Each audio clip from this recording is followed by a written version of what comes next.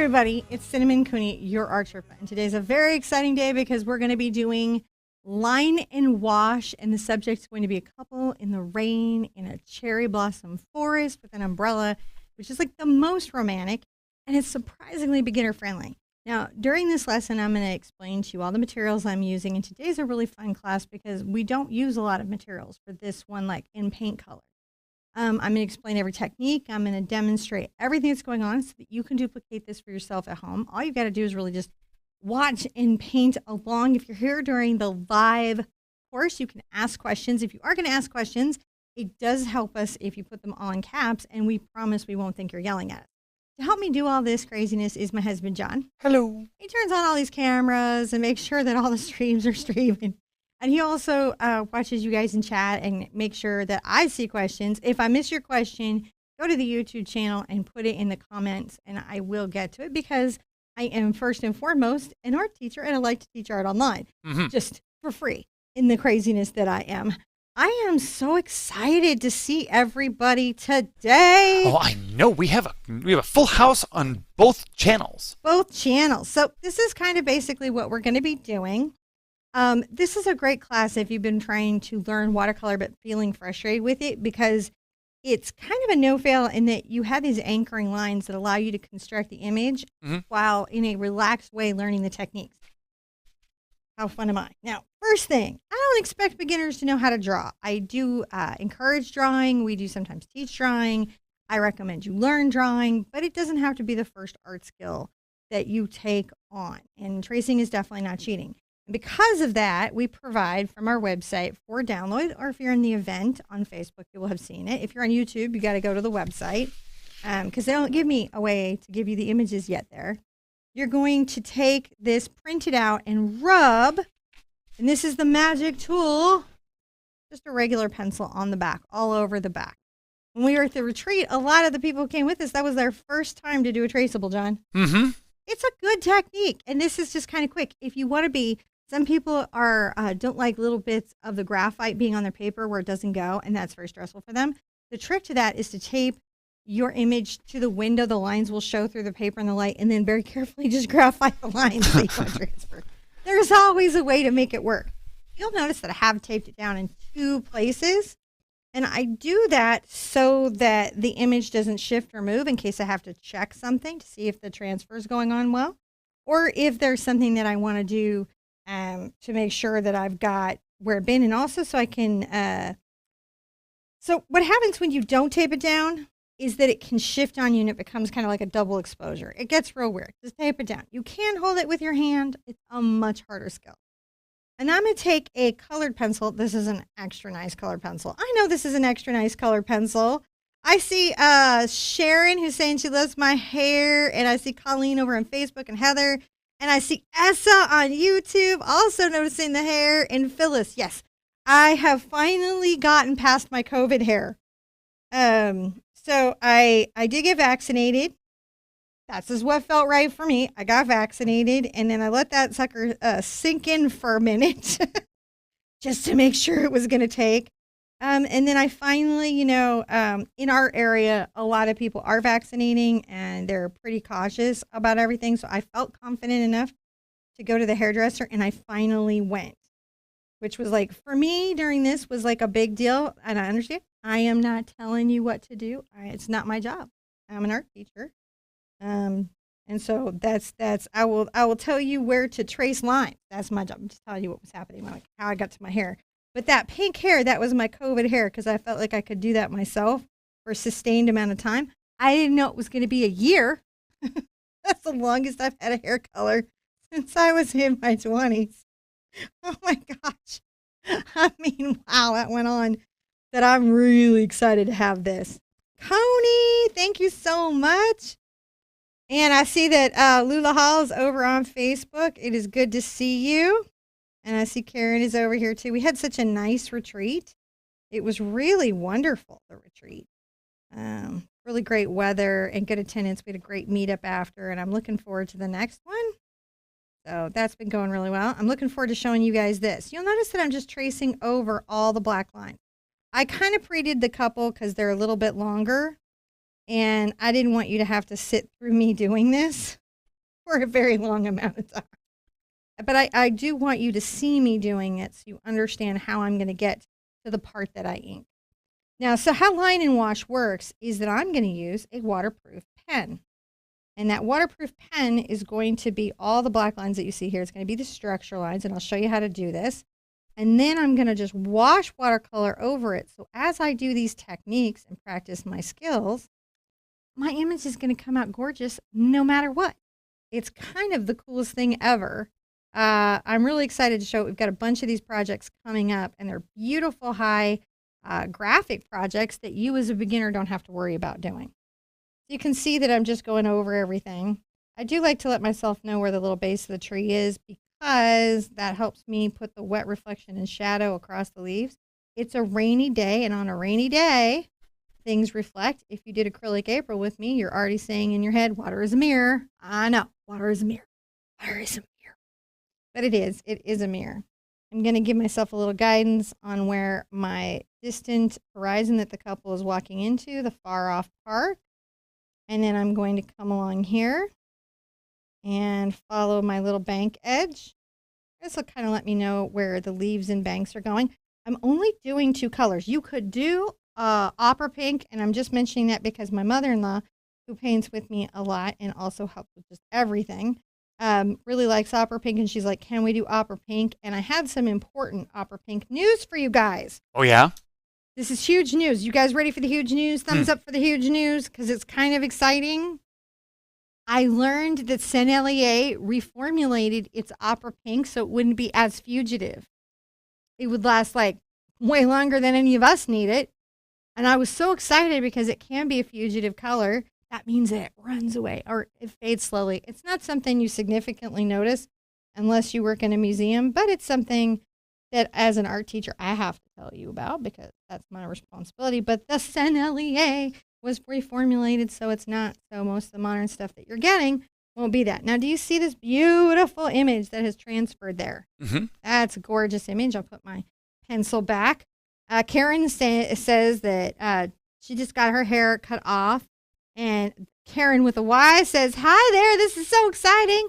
And then Anna DeCasa said, loved the meetup. Yeah, I did too. It was good to meet you, Anna. It really was. It was very cool. I just loved meeting everyone. We painted together. We had gifts for people who showed up. And it was a bigger group than we anticipated. So that was nice. And what was kind of cool, and if you were there, we had a husband's table. We did. I think that they were all together. It just happened to be husbands. We could have did. called it a partner's table. We just didn't, in this particular one, have partners there. But it's an all-inclusive event. But we had a husband's table, and they were sitting there talking about their wives painting, and that was really funny to me. There was definitely a shared experience happening. There was a shared experience. There really was. And then everybody kind of lived in a similar area, so that was sort of fun. Let's talk about the 2 cool tools we're going to be using for this. Okay. This here. I like this one. I'll recommend it. You can get it at Michael's. You can get it online. It is the Faber-Castell Pitt Artist Pen Black, $1.99. The important words, though, what you're looking for and whenever you're going is waterproof, right? And maximum light fastness. In other words, this thing ain't never going to fade. It's going to be on like the wall in the cave forever, right? Mm-hmm. It's long term. If you're going to do a Sharpie today, use the pencils as your line and wash, the pencil lines, and then ink at the end. Because Sharpie does not hold well when water gets real involved on the paper. It starts to bleed out. This crazy thing, a clear crayon. It's a clear crayon, John. It's called a wax resist crayon. You can get them at the art store and online and all kinds of places. They have varying reviews, but here's the thing. You could also use a candle and a pinch, or you could use a white crayon. You could go get your kid's crayon box and use a white crayon. You're just creating a wax resist. Okay? All right. So those are 2 cool tools that you've got to know about. All right. Now, I like this. This is a brush pen, and all I have to do is come in, and I'll start with my couple, and very carefully draw out over the lines that I made. So I'm not having to draw, am I? I mean, I was originally, but right now, and you guys, all you've got to do is be able to go over these lines. Now, I do an interesting thing. I like to break my lines. And what that means is there's little breaks in them, and that makes the image look a little more artful, I think. There are also technical micron pens in this line. So if that's your preference, if you don't enjoy a brush pen, and that is not uncommon, you would just then do a micron. So when I go over everything with the color, these lines will be stable. Isn't that cool? That is pretty cool. I like his little jeans, and his little back leg is back. His back leg is back. And then his little front leg is front. He's got a little belt today and a little thing. A little blowing in the dress. Very carefully try to get her little legs. I would say that's the more challenging one to get. Because he's got jeans on, so it's just sort of the jean shape where she actually is sporting some heels and looking very beautiful for her walk. I'm going to make sure that's in there. And let's give her some flowing hair. Isn't that great? So now the couple, no matter what we do, is going to look like a couple, even small. It's not going to be that messy couple you see everywhere. It's like, this is going to be cute, right? Yeah. You know, this is the cute one. I'm also going to come along here and start to line my leaf bank. I'll say thank you. I got a little more artful with my leaf bank this time. Thank you. Yeah, to Libby and all the Starfall senders. Oh, thank you guys so much for the support. You know, check those Facebook events, check the schedule. There's a huge collab coming up with my mom. There's an amazing painting coming up on Sunday in watercolor. I got a great suggestion today, John. What was that? Somebody was like, hey, I was looking for your watercolor channel, familiar with my acrylic channel, saw the watercolor channel, but wasn't sure it was me because I put the dog face up and they were concerned it was a knockoff channel. So it happens to me a lot. So I've changed the face to my face. I was wondering what was up with that. I was like, oh. That's like why. You did some updated branding. You know, because you guys give me suggestions and stuff, and that is completely cool. I actually am okay with feedback. You know, I mean, I'm like anyone else. Of course, I don't like really rude feedback. That can be a little challenging, but all feedback is helpful. Did you notice how I kind of made little light lines and they're sort of like not solid? That kind of helps it feel a little artful as well. But on the tree, it can be a little more solid. And just because I'm coming here with the black lines doesn't mean I'm not going to use my watercolor. I super am. You know, I could even use the black liner to do ink if I wanted to. Anywhere it's open, I can put leaves over it. See, if I don't put a line there, I can easily put some pink leaves over it. And it's going to be important to our little trees that we get that going. I like doing this, actually. This is a 140-pound watercolor paper. The paper matters, yo.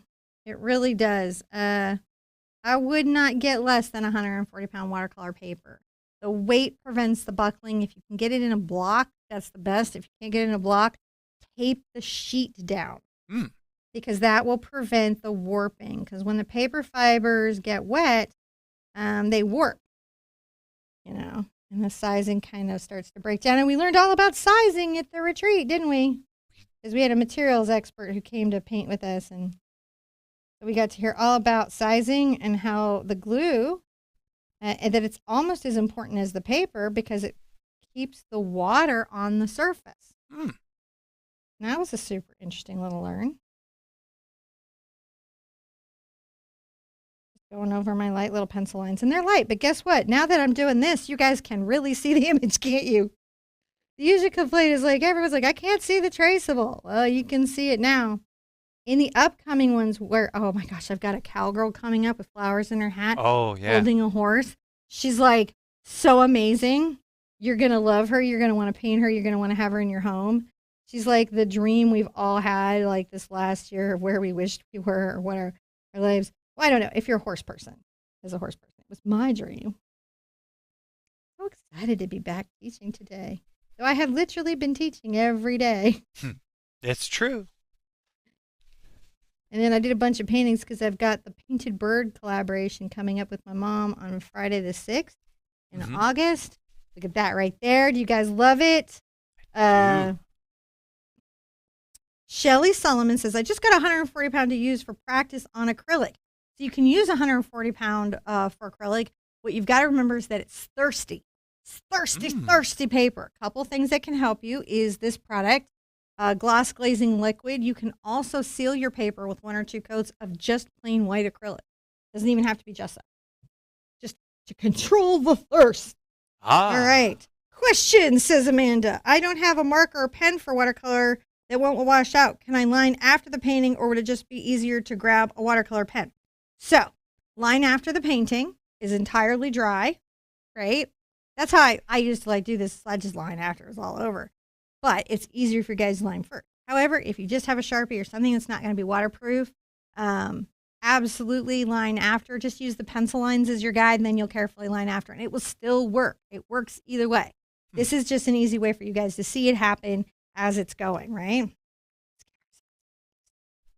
going to be very light about this line because, and when I want to be light about a distant line, but I want to show that it's there, I do, again, breaking the line. That's another way of expressing my pressure is light, and so my line is very light, and that gives me the distant, everything that I need.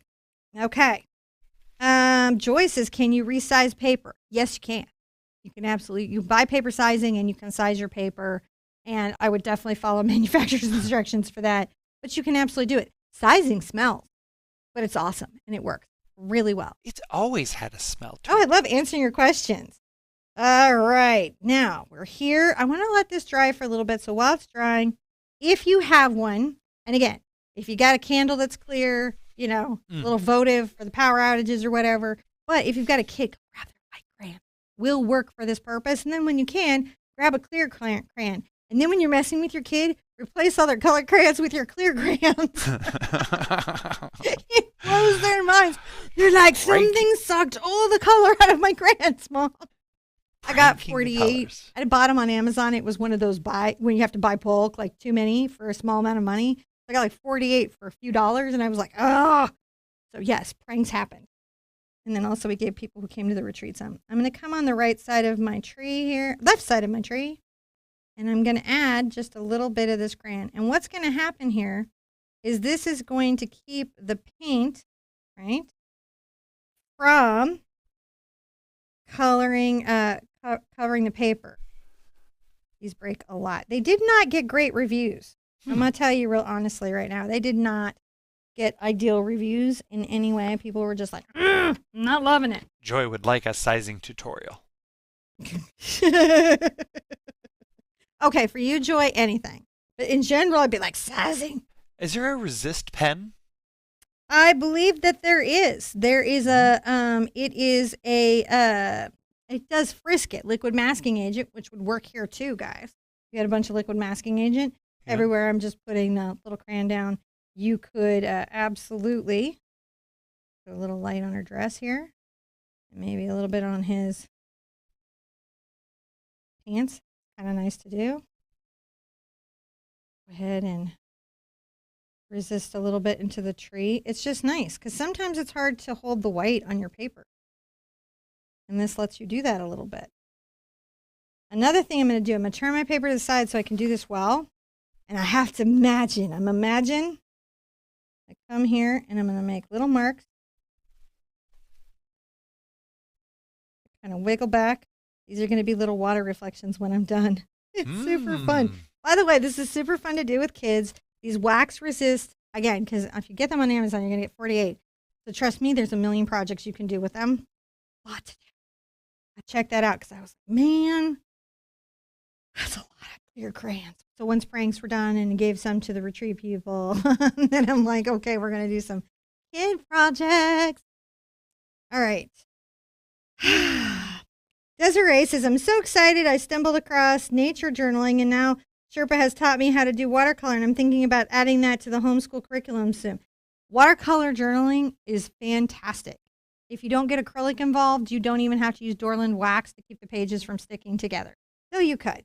And it's really good. Just get a good watercolor journal. Fabricano makes some good ones. There's some good ones out there that have like the band that holds it down, and a good pen and a good pencil, and they're just in it.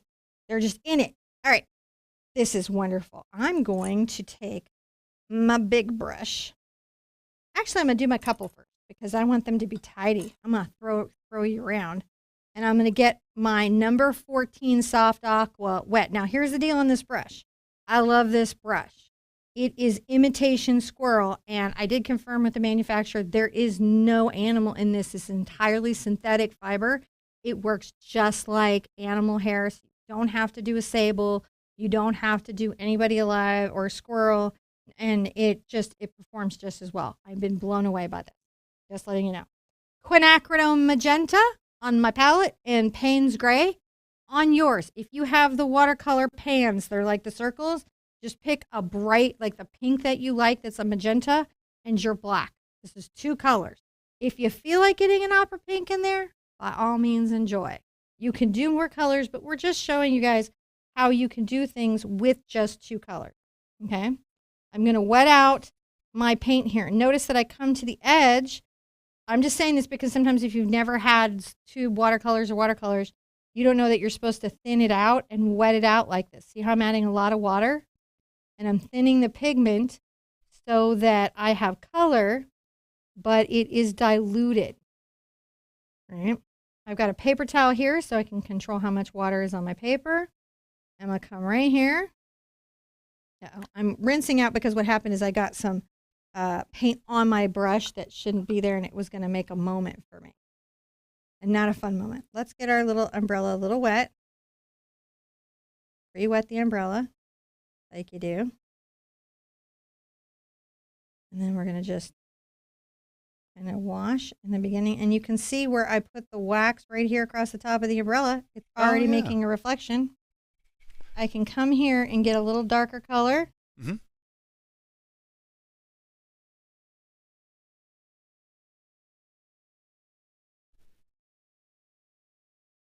Oh, yeah. Look at that wonderful little, just terrific umbrella. You can kind of beat up a little bit there on them. I'm going to try to focus that. Yeah. I'm going to come down and do her dress just with the paint right here. And you can see where the wax is. Look at that go. The little heels could be pink too. See, I'm not struggling. I'm getting to do a loose watercolor effect, but I'm not having to struggle to keep the shape and form, which often, you know, guys, is where it's difficult, right? Mm-hmm. That's where things can be a challenge. Now, the Payne's Gray I just love. I'm going to come in and on his shirt, and make sure I've got maybe a little bit here on his shirt. On the back, in the middle, coming down the center there, just because I want to.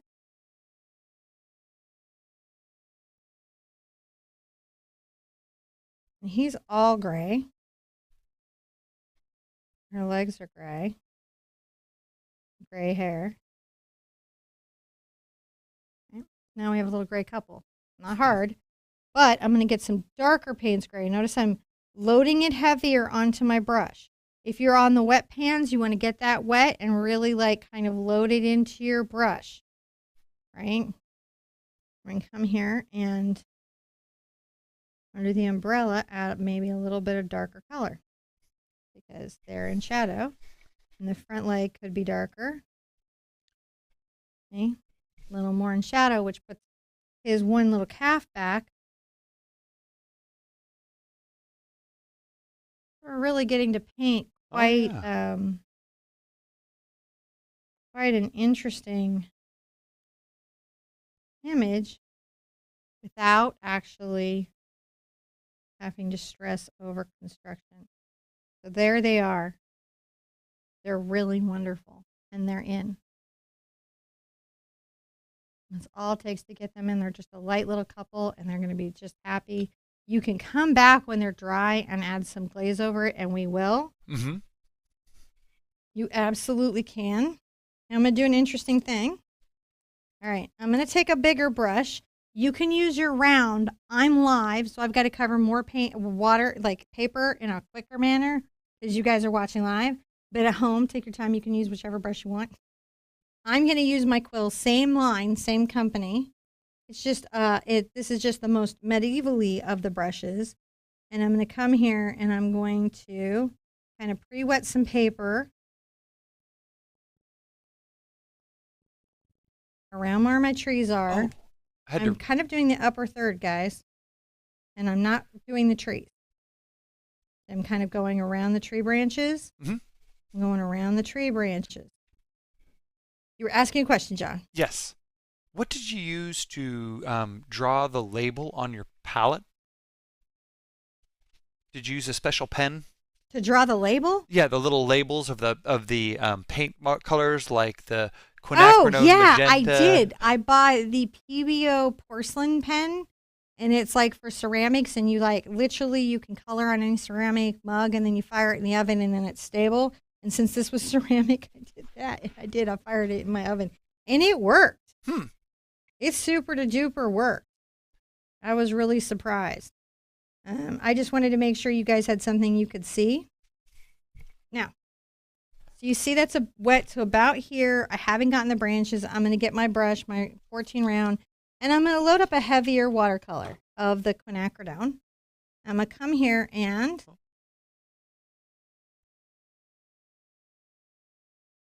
give myself some wet into wet blooming trees. Wonderful. See. I'm going to just do this where the paper is wet, not into the dry area. I'll get that later. I just want to softly have some blooming trees. I can go through the branch. I know I'll come back with a dark color. You know, I'm leaving lots of little spaces open. Notice that. Lots of little spaces open.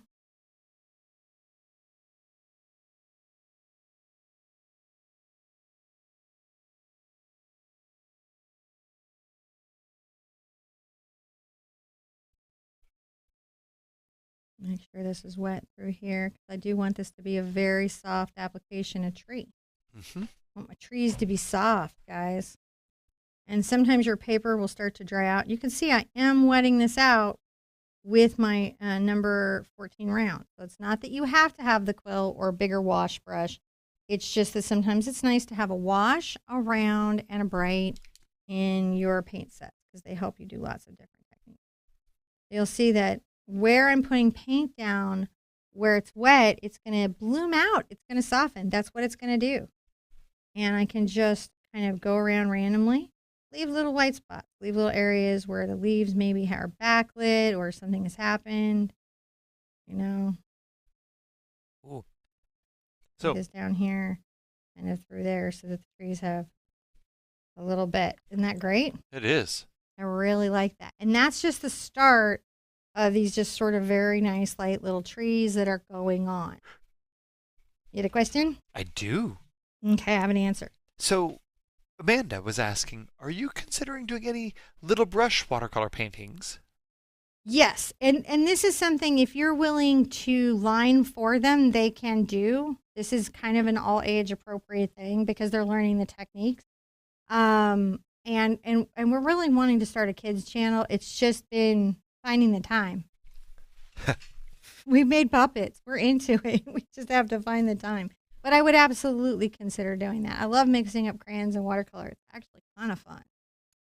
All right, next thing we can do, we're going to pre-wet my walkway. I'm going to turn my paper a little bit just so that I have an easier time getting to parts. Okay. And I'm going to come through here, paint around my couple. It can go over the tree lines. You're just going right up to the edge. Everything is wet. You could change, if the pink was bothering you, like these are pigmented colors. So if you're like, oh, I don't want any pink in my water, you could change it. We're coming back with gray and there's pink. And since it's two colors, I like it. That's where I'm at. And I can already see the water reflection happening. All right. So I'm going to come in and get my gray. Back here, it can be quite light.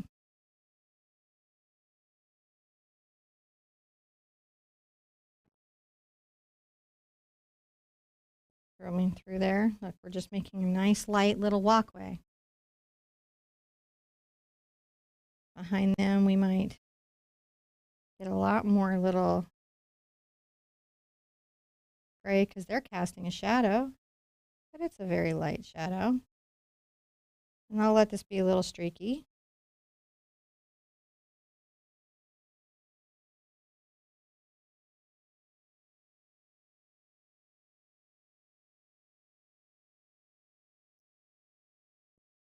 come along the little edge of the forest. Not wild how that works.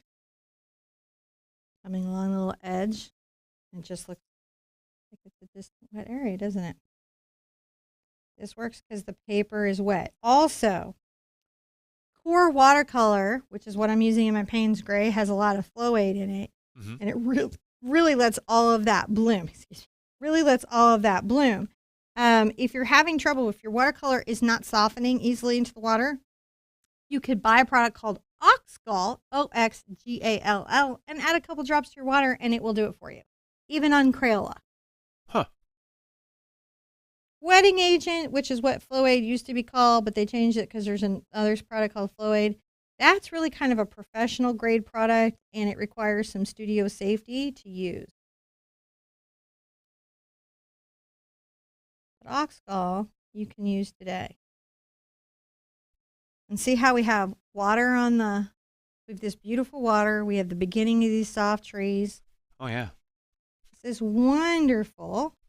I'm going to change this water to a clean water. That's not a clean water. That wouldn't have been a good change. It's not really that bad, but I just don't want you guys to be worried about the background. The tinting. If I'm going to do large amounts, I'm going to just go ahead and take my quill because, well, it's easier. And I can go over the trees for this part, and here's why I can. Because they're going to be a darker gray than this background is. So they're not going to be hurt by the light gray that I'm putting out here. Does that make sense? Yeah. It's okay to go up into the tree edge so that these can soften together. We don't mind that. We're okay with that. We even want it. Right? We want the gray to come up and soften coming up. So it's a nice wet background. I'm going to get my 8 round again. I could do it with my quill too, but I'm going to get my 8 round again. Jenny says it would be cool if you could do a children's class for Thanksgiving and a Christmas project. Well, that is super doable. Mm-hmm. You can kind of see how the trees have a resist, and I can come and put the distant forest, which is just this very light gray, back here. I will work it up into the trees a little where it's kind of wet so that they see how they're blending. The distant gray of the far away. That's a rhyme. It is. And it's also an atmospheric perspective thing that it's good to pay attention to as an artist. When something is far away, it's desaturated. That means the color isn't as vibrant. And it's often lighter. The value is often lighter. Huh. So those are things that you can play with when you want to say something is far away. Now, I do want to say that I've got a little fog going up. I'm going to grab a little of my Payne's Gray here and come along the bottom.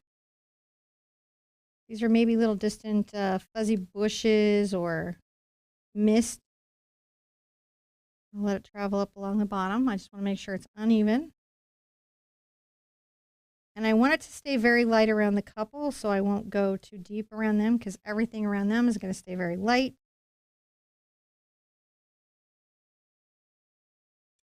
I'm going to do just a little more here. There we go. It's illuminate. I like the little kind of thing. That's lovely, isn't it? Mm-hmm. I like that. Now I'm at this, and I'm letting this have a little bit of a rest. I'm loading up some of my gray, and I'm going to come out from my tree. Paint what is the shadow and reflection.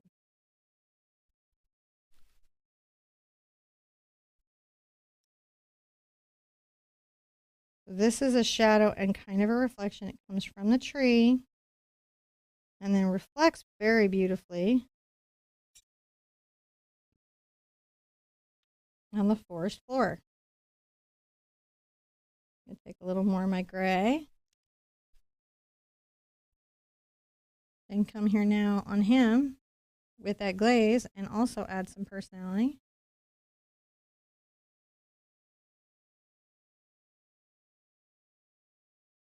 Wild. Mm-hmm. So they can continue to develop. A little more magenta here.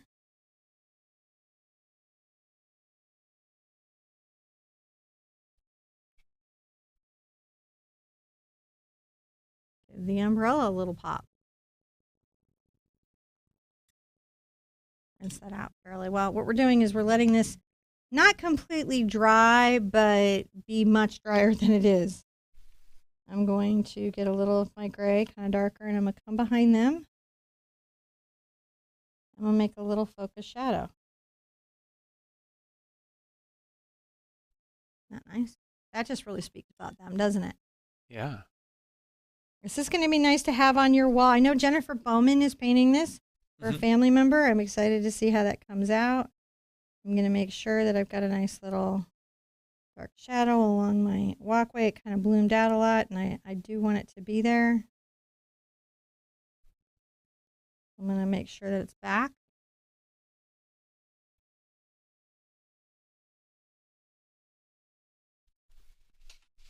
Because that's an important thing, the way the shadows are in this. And then I'm also going to kind of come through here. I'm going to turn this to the side a little bit just so I have some control. And I'm going to make sure that I've got some, not the same lines, right? Just some dark lines. Right? That sort of speaks to that. And then I can bring some of them down. A fun little reflection thing. This is a dry brush. Can you guys see how my brush is dry? Yeah. And that also adds a little bit of water reflection to this moment. Since we're here, though, and there's so much pink, and we know there's going to be pink, I'm going to go ahead and get some of my quinacridone now. And I will add it to some of the areas that are reflecting.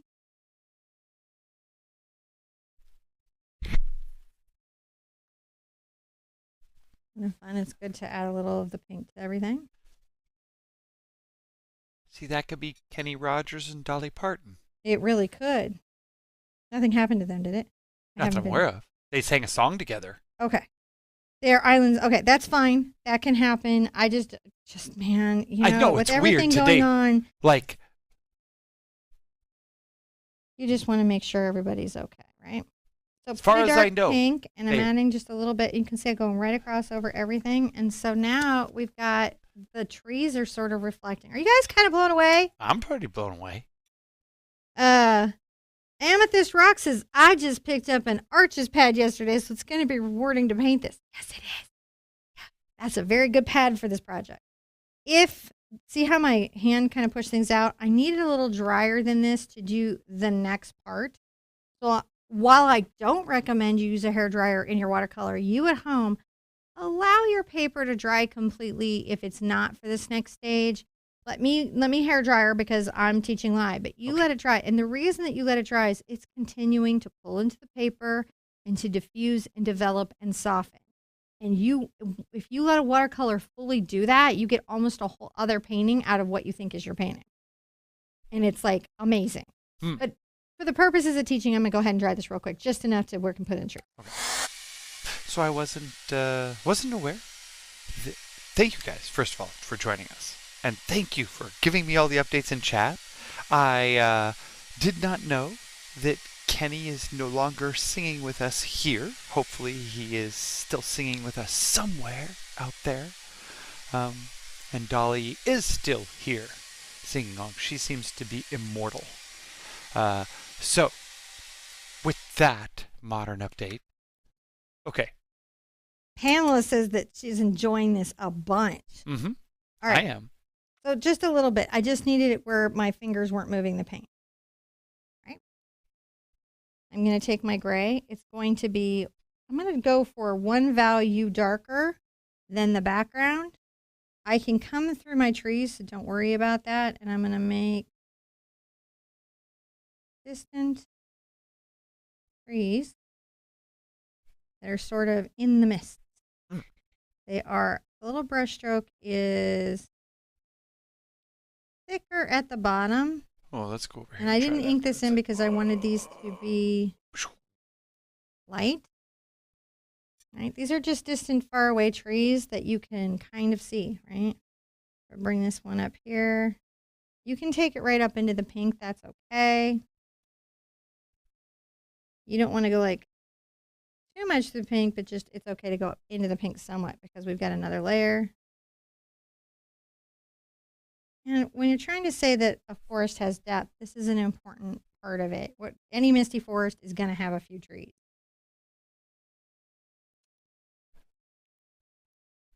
You can say just go on the toe of my brush and kind of break out little lines. When you're painting trees, you remember that they're thickest at the bottom and then they taper out as they go.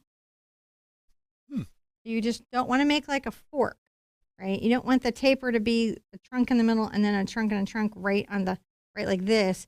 You'd want to stagger it like a I don't want to do that. You don't want to save the bird signals. I don't want to do that. You want to stagger it. Like a tree, not like a bird. Not like a bird. That was almost kind of a thing, and my kids would have been like, Mom! I had a question. I don't know what it was anymore. Oh, that's what it was. Connie was asking, what other color combinations other than pink and gray? Any pop of color and gray. You can do really any, for that, you can do any two. In watercolor especially, you can do any two. Any two. Any two. Have fun with it. Any two. You know? Where do you get the inspiration? I'll tell you where. Is if you go out in nature and you see something and there's two colors together and it just speaks to you, try those two colors. I'm going to come with a little bit of gray, and I'm going to... This is a kind of loose painting. Again, it's not much darker than the thing, and I'm just making a little bit of... oh, gosh, it's like a little bush line. And I just push the brush along, and I try to make an uneven edge here. I go up and down. Look at that go. That's a nice little distant, far away bit of everything. Look how good that looks. Now we got distant trees. We didn't really have to work that hard for it. We're going to go back into our pink. I'm going to get into my pink heavily. Oh, it's my pink, right? I've got my soft trees now. But I also want to do some pink trees that are like little pieced out leaves.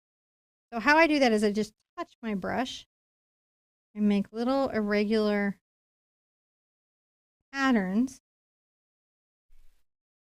I don't want to take out all my beautiful blendies, but it is nice to speak to.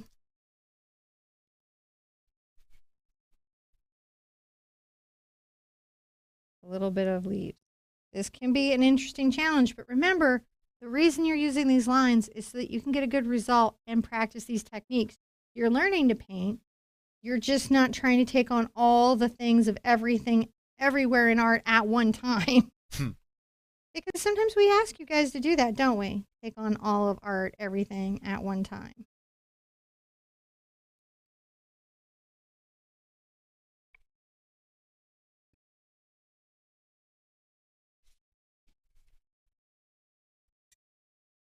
Isn't it nice? Mm-hmm.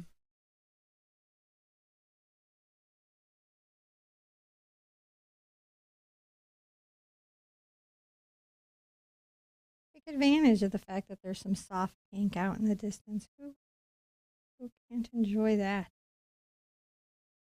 I just touch my brush and I let it make irregular little shapes, these little irregular bits. These are leaves. They're pointing to the side. They're towards me.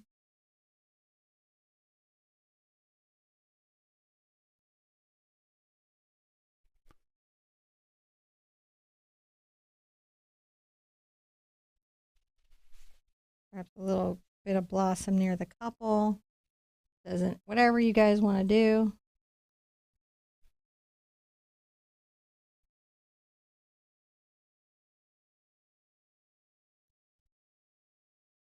Live video interrupted. The broadcast has been paused and will resume shortly. It looks. I think that must be just yours because I see everybody else out here. All right. Good deal. Okay. It was just me. My video has been interrupted. It seems that's. I don't get to see what's going on, and I'm so sorry. Okay. Refresh your page. It'll probably work. Probably. I'll go back, and it's hard to refresh on the iPad sometimes. It is. All right, let's see what's going on. Oh, it still thinks I'm here. Ooh. So look at this gorgeous thing. Now, Rachel. Yes. Rachel asks, if you have a watercolor pad, can you hot glue the sides to make it a block? No, because they won't pull. You can use compounding agent, which will allow them to release, and you can find that and do it, but you don't want to use hot glue. Okay, Rachel, go on Amazon, look up padding compound. Padding. Padding compound. Well, John is directing Rachel to padding. Another thing that I'm going to do, I'm going to take actually this. I don't want it the splatters everywhere, but I do want some splatters, so I can use my Tracable as kind of a protecting sheet so that I can splatter my forest without splattering all the composition where maybe I don't want it. But it's nice, I think, to have a little splatter, in my opinion, because that also makes a nice little random leaf, doesn't it? Those beautiful random leaves. Too good. All right. Now, we have this gorgeous area, and some finishing stuff to do. We're actually pretty close to done. I'm going to come through here.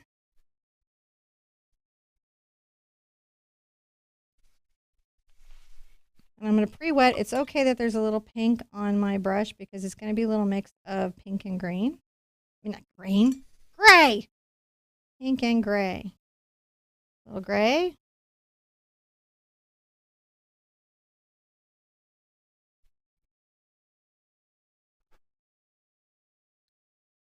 Putting a little Banksy in there. Putting a little Banksy in there. You know me. Maybe a little darker at that edge there, right? Going at the front. We're creating little shadings. Line and wash. We're letting the wash make the painting.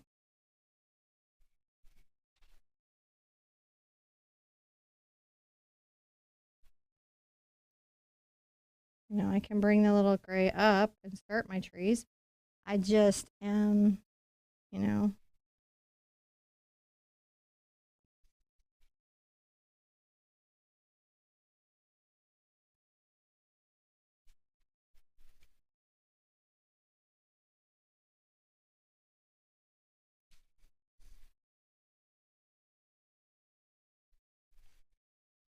and you can see how the crayon gave us just a little bit of bark resist, didn't it? Mm-hmm. Isn't that wild? That is wild. Maybe a little more gray. Tree be the tree. Because it's a little wet, it kind of bleeds in there, and that's sort of lovely.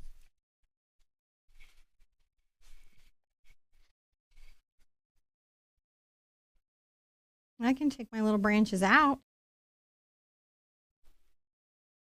Oh, you make them stand out a little bit. Can add them too. Look at that.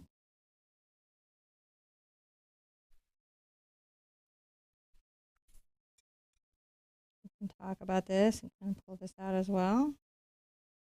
A little bit darker into that watered area. And it really looks like a reflection, doesn't it?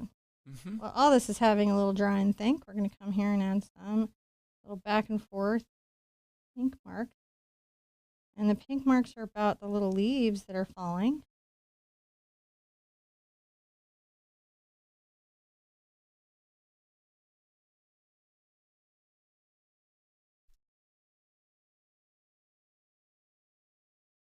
We'll let all this have a second to think about what it's done. I'm going to come over here. I'll go ahead and start the tree.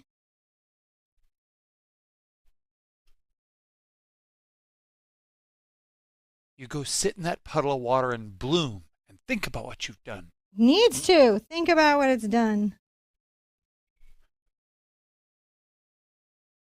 Let that tree just become a tree.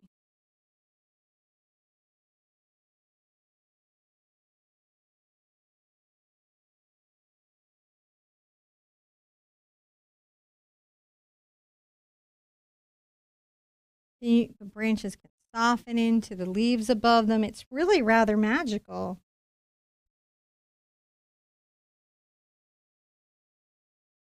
Let's get a little more of the gray.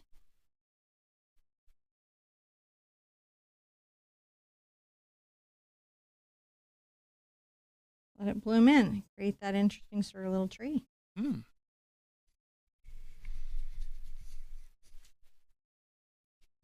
little darker here, say.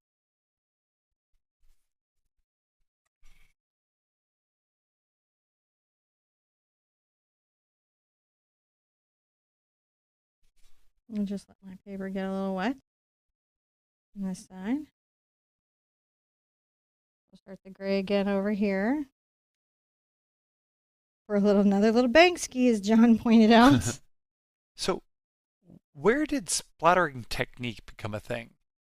Well, I think it's always been a thing. I think you give an artist a tool, and then what happens is they make a mess and they go, if I did this again ever on purpose, I think we think of Jackson Pollock as being but he's not the first person to ever splatter paint, because even splattering in pastels creates incredible effects. I think about 45,000 years ago, there were some people in a cave that splattered ochre over their hands and made paintings on the wall. They did. So I think that's probably the first recorded use of the splatter technique.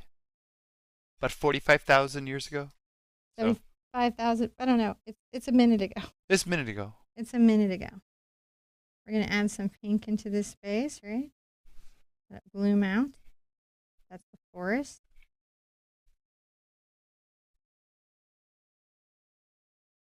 Letting that be there. And isn't that suddenly now the couple's in this like amazing place? Aren't they in an amazing place?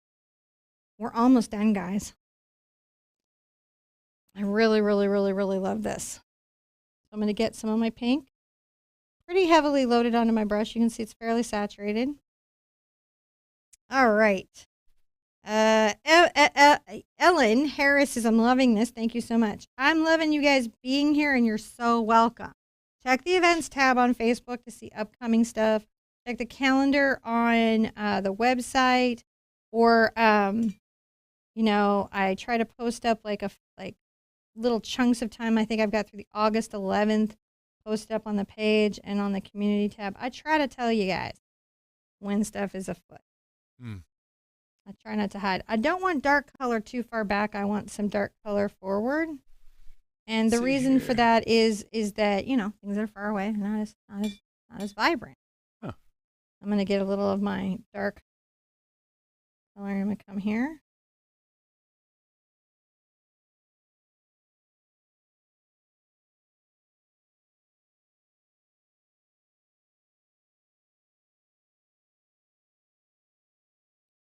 Painting a little bit of shadow. Now, when we're back here, it'll be lighter, right?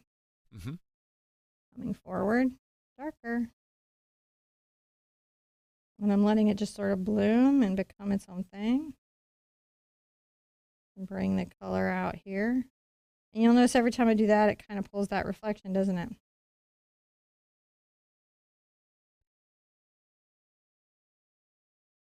And pull that down some.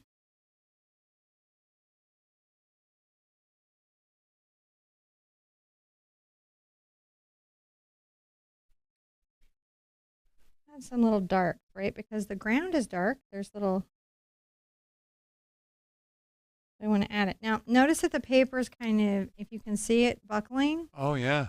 Right? That's why the pad's good, because as it dries, it will completely flatten this back out, and it will be ready to hang and be totally perfect. All right. Karen is answering a question of Lynn's, which she answered it just beautifully. Thank you, Karen Scott, which is, could you add a third color? Yes. Sometimes I try to show you things like two colors.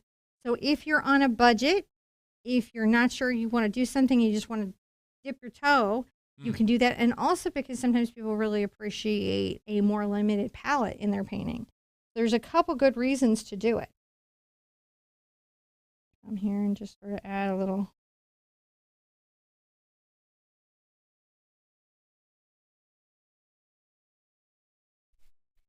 Wow. A little dark gray.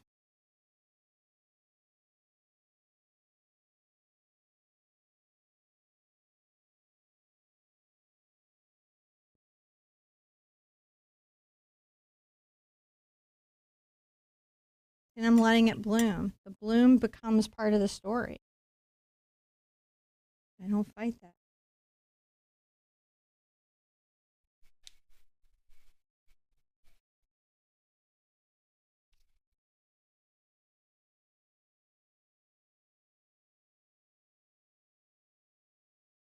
I'm adding little pops of dark color to kind of be like maybe little leaves that fell. My brain keeps thinking they're walking in the stream. The road is wet. I know. It is so wet. It's a stream of love. It's a stream of love.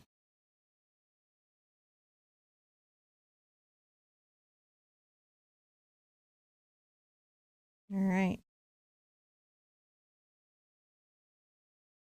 Just enforcing the bank. All right. Enforce the bank. This is also just a great way to practice your techniques. How are your wash techniques? You know, how are you doing with your color values? You know, are you able to get depth when you need it? Great way to do it. I think a slightly darker value to his pant leg.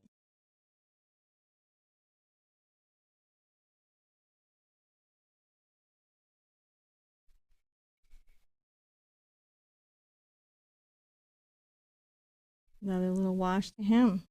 Maybe I'm like, your hair could use a little.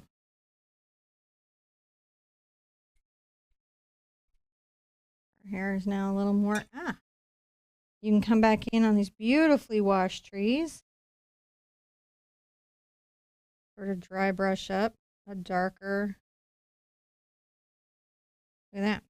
Gray. Adding that barky texture. Isn't that wonderful? That is.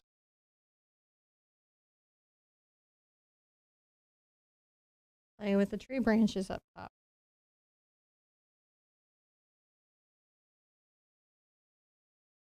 I do these techniques sometimes with the kids, and I got to tell you, they are always surprising themselves with what they can do. I added a little water to that because I felt like it was just not working, and so I'll come back and soften it. That's how easy it is to correct for something if you feel like it's gotten out of hand. You just correct.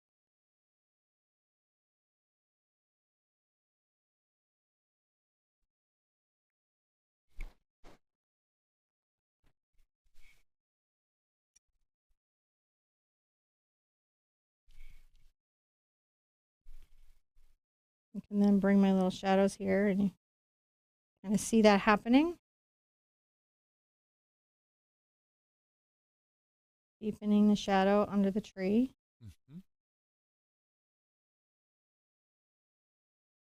Pulling it into the reflection some.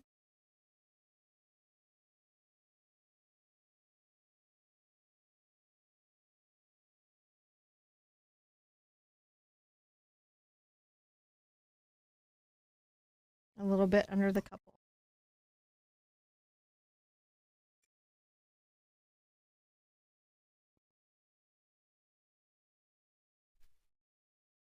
It's really nice.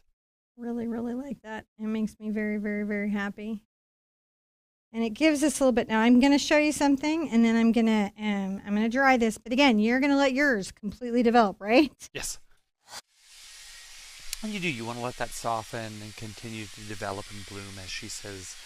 It really makes the painting look really nice at the end. So, yeah, you don't need to use a hairdryer. Probably best not to. Although, as you can see, it won't hurt it either. So, just a little different effect. Sometimes, you know, it's good to experiment with these things so you know what they do, how they work. So, yeah.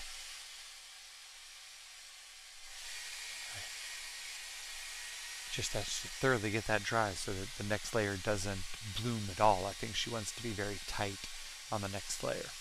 And that's, unfortunately, you have to get a lot of that water out there. Otherwise, it'll continue to draw it out. I just want this dry enough where I can come over and glaze on top and add another little bit of depth. And a couple things I'm going to show you. If you want to, you can come and ink after. Finding little elements, like if I want to create little shadows under some leaves. Look at me do that. Not even a thing. Okay. That's a nice touch that you can get. Going if you want to say these are some leaves. I can also make little marks out there to imply leaves, but another little touch that I would like to suggest is if you come in and say, let's do the pink first, right? You can come over the paint when it's dry and glaze in just one more little texture. Oh, wow.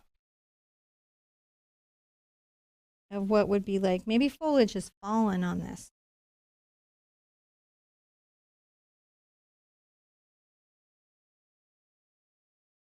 It's a great, you practice randomizing your strokes, you know, how you're touching the brush to the canvas. All these things really are actually teaching you skills that you need just generally in watercolor if you were going to paint with outline, right? But sometimes just understanding how to do a technique and then also trying to figure out how to keep a couple looking like a couple, it becomes overwhelming. Mm-hmm. It becomes the whole process, and you don't want it to be the whole process. So it's good to have these wonderful little strategies to help you find another way into your painting. Help it be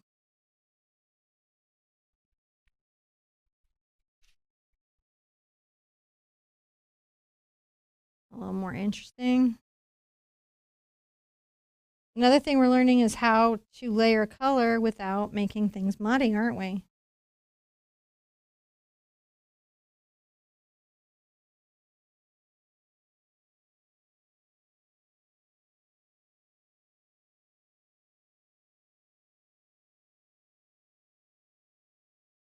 Learning stuff. Yeah. Always fun. That's a little drama. That's a little depth.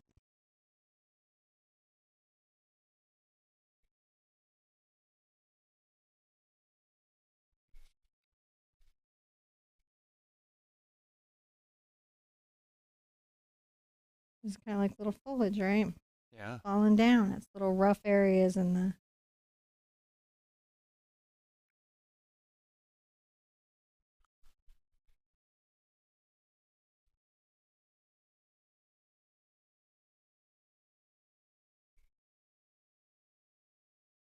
Shadow along the bank edge. And along the bank edge. Everyone thinks it's really pretty. I'm really liking how it I came like it too. I love the pinks. Ah, wow. I really love this. Now, Sunday, we've got the Line and Wash Persian Kitten and Baby Chick. Super fun one, too. If you found yourself having trouble with the bloom in this class, and you know you're painting with those pan watercolors, just go grab a little bottle of Oxgall. You can find it on Amazon. You can find it Amazon and in the art store, right? If you can't find that, Wetting Agent by Golden. If you buy the Wetting Agent, that's a very serious art product. That must never go in a spray bottle because that would desuffocate your lungs, and you don't want that. It doesn't have a VOC, but it is a product you wouldn't want inside any mucus areas because it absolutely, completely decimates water surface tension. It's made for cement. That's an emergency one, but you can use it. It works quite well. It's what's in the flow aids are what's in core watercolor, and so it's not intrinsically like a problem. It's just when they put it in the liquid thing, they found people were trying to airbrush with it or do these crazy things that were not good for their health that were unintended. So that's why I pass on that warning to you. That you should never aerosolize surfactants. Just in general, anything that makes the water surface tension break, let's just keep that on a brush or in your cup, not in the air. But got Oxgall, which is pretty safe and is really good, and you can do that. I really like the core. I really like the brands that I listed are very good. The Senile has a opera pink that's like not fugitive, which is amazing. Let me show you the pen again. So this is the one that I like. There are others. There are many others. This is just the one I like. It is a Faber-Castell Pitt Artist Pen Black $199. There's like 8 left on Amazon. Usually $6 to $8 stop, right? Don't go above 8 on it because you should be able. I found it as low as like 4. So you can shop it. It's at all the online art stores. It's everywhere. Faber-Castell Pitt Artist Pen Black $199. But the words you're looking for is water fast. It's waterproof. It doesn't move. Once it's down, it's done, and it's light, fast India ink. In other words, it's the blackest of the black, and it's not going to fade even over time. Use it in your journal. Use it in your art. It's there. It's done. It's good. I love this one.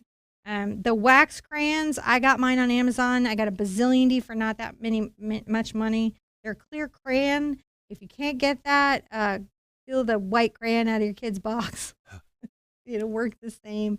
If you don't want to do either of that, use a liquid masking agent like Frisket. It works just as well. So those are the two things we're going to add for the line and wash series. There's going to be many. There are going to be kid-friendly projects in that. I heard you guys about the Thanksgiving Christmas idea. Super good. And listen, if you're also in my acrylic class and you love painting, you've got to come by Friday. It's a paint-a-thon. My mom and I are painting together. I'm starting at 1. We're each doing little birds. It's the Little Fat Bird series, the painted bird. They're all little fat, colorful birds. And we're doing 6 in this day. So it goes 45 minutes with me, then 45 minutes with my mom, and then back to me, and then back to my mom. And we do that 3 times each, which is 6 total paintings on a 6x6. We're going to do a grip of them through the end of the year. So if you want to have a light painting that's beginner friendly, that doesn't ask a lot out of your life, it's that. And it's a wonderful collection. It's so gorgeous. You're going to, and fat little birds. All the little, I think I'm doing what is it? Some yellow bird that's name is now escaping me, cardinal and a hummingbird. And then my mom is just painting robins. She's pretending the robins got in the palette and got colorful is the last feedback that she gave me. She's still doing her designs. So come by for that. That's an all-day thing. And Sunday, we're back with watercolor. Tomorrow, we're doing a mermaid on the acrylic channel. Mermaid time. You can watch on Facebook. You can watch on YouTube. And soon, you may be able to watch on TikTok as well. That'll be exciting. Maybe. Yeah, I think so. We're working on it. We're now qualified. So now we're going to start testing badly the feature. And thank you, everyone, for helping me get to 1,000 followers so I can unlock that feature. I really appreciate it. Do not download the app if you don't already have it. I was already stuck there. I had already done it. It had already happened to me. So at that point, I was like, if you were also in that position and just already had the app, come over and follow me. But don't go get the app because it's the same thing that's here and on YouTube. So don't go get the app. All right. Be good to yourselves. Oh, I got a sign. Oh, you be do? Good to each other. Seriously, be safe out there.